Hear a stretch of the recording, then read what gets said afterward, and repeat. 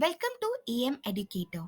आज हम पढ़ने वाले हैं सेंटेंसेस के बारे में कि सेंटेंसेस क्या होते हैं, उसके टाइप्स कितने हैं और वो किस तरह से लिखे जाते हैं। A sentence is a group of words put together in a way that makes a sense. एक सेंटेंस ग्रुप ऑफ वर्ड्स को कहा जाता है जिसका एक सेंसेबल मीनिंग बनता है, उसका कोई मतलब बनता है। A sentence has a subject and a verb. एक सेंटेंस में एक सब्जेक्ट भी होता है और एक वर्ब भी होता है, उसे हम सेंटेंस कहते हैं। कुछ एग्जांपल्स देख लेते हैं। I love chocolates. Pranav is playing football. The bird caught a worm.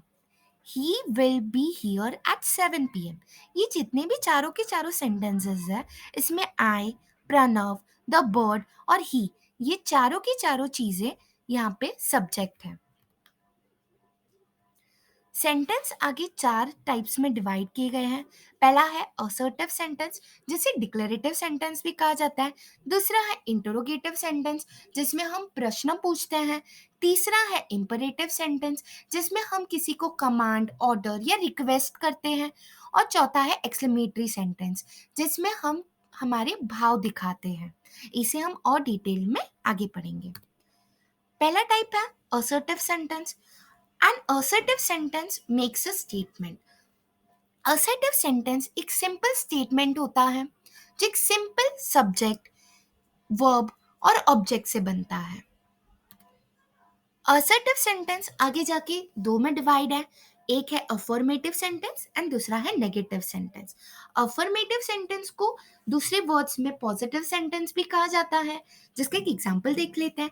I love chocolates. मुझे चॉकलेट पसंद है। ये एक पॉजिटिव स्टेटमेंट हुआ।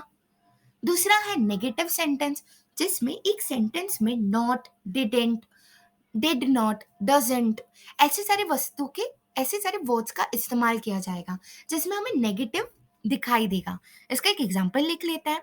I don't love chocolates. मुझे चॉकलेट पसंद नहीं है।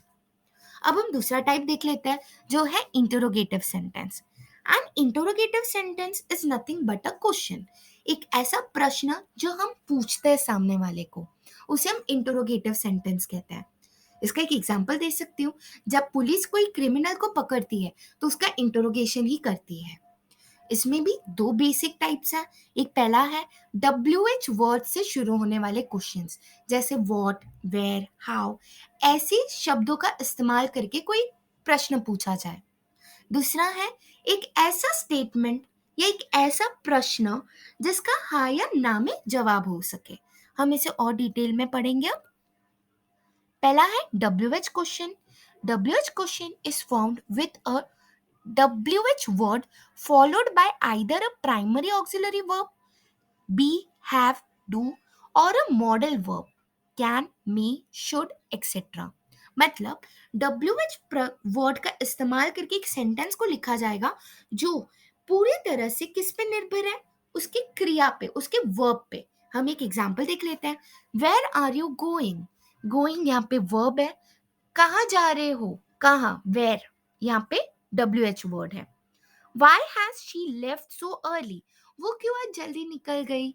यहाँ पे लेफ्ट वो उसका क्रिया है और why वो उसका WH वर्ड है। Which road should I take? मुझे कौन सा रास्ता लेना चाहिए। यहाँ पे कौन सा मीन्स which WH वर्ड है। ठीक है। दूसरा टाइप है यस या नो। इसका आंसर, ये एक ऐसे प्रश्न होते हैं जिसका जवाब हाँ या ना में ही दे सकते हैं, जिसमें मॉडल ऑक्सिलरी एंड वर्ब भी होता है। इसे हम समझने के लिए एक एग्जांपल देख लेते हैं। Is she tired. क्या वो थक गई है, हाँ या ना। हैव दे कम। क्या वो आ गए हैं, यस या नो। मे आई कम इन। क्या मैं अंदर आ सकती हूँ, हाँ या ना। ठीक है। ये ऐसे प्रश्न है जिसका हाँ या ना में जवाब दे दिया जाता है। अब थर्ड टाइप है जिसका नाम है इंपरेटिव सेंटेंसेस। इंपरेटिव सेंटेंसेस मतलब एक ऐसे सेंटेंसेस जिसमें हमें सामने वाले की कमांड, रिक्वेस्ट वगैरह दिखाई देती है। जैसे कुछ एग्जांपल्स हम देख लेते हैं। सबसे पहला command, get out of the class. तुम अभी के अभी क्लास से बाहर निकल जाओ। ठीक है। दूसरा है order, don't ask any question, कोई भी प्रश्न पूछना मत, ठीक है, ये ऑर्डर। तीसरा है direction, turn left then take a right, आगे से लेफ्ट ले लीजिए फिर राइट ले लेना, वो डायरेक्शन।